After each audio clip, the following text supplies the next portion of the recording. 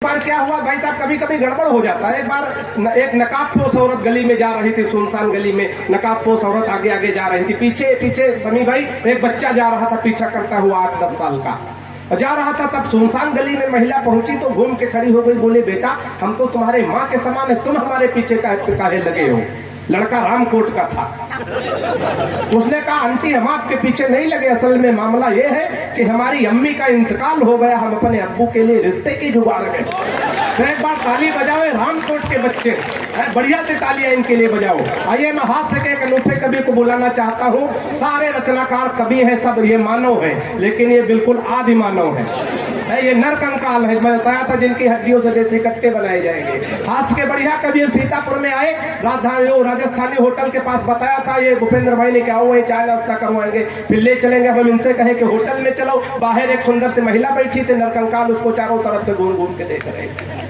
तब तक उसका पति आया, उसने कहा तुमने कभी महिला नहीं देखी? नहीं। बोले भाई साहब देखी है, लेकिन इतनी सुंदर महिला पहली बार देखा है। अब हास्य का कभी बड़ा हाजिर जवाब, उसने कहा तुमने सुंदर महिला नहीं देखी? सीतापुर बड़ा शहर है, तमाम सुंदर सुंदर महिलाएं निकलती। अब हास्य का कवि नरकंकाल, इसने कहा भाई सामने सुंदर महिला देखी, उससे भी सुंदर महिला देखी, लेकिन इसके साड़ी पे जो छोटे छोटे हवाई जहाज छपे हैं, इतने हवाई जहाज छपी साड़ी में पहली बार देख रहा हूँ। वाह बेटा वाह, तुम पहनाना तो बंधनक चाह रहे तो गलती हमारे मारे। और तो कहा कि इतने हवाई जहाज छपी साड़ी हमने नहीं देखी।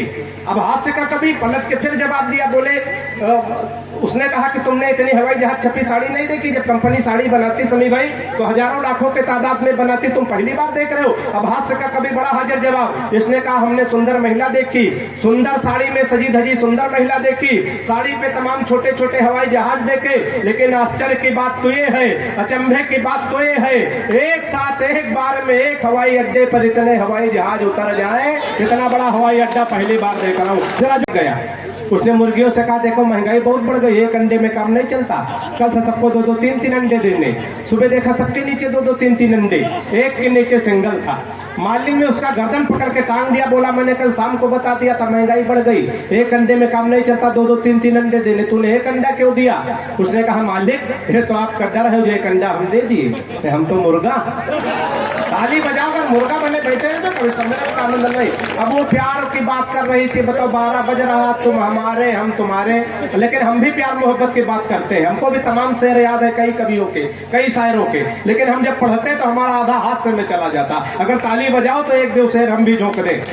हम तो उनकी तिरछी निगाहों पे मर मिटे। समी भाई कहाँ है बच्चे? हम तो उनकी तिरछी निगाहों पे मर मिटे, बाद में पता चला वो तिरछा ही देखती।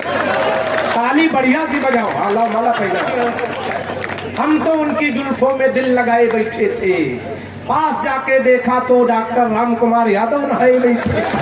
जोरदार ताली बजाओ, बढ़िया ताली बजाओ बढ़िया से। हाँ और क्या, ऐसा थोड़ी।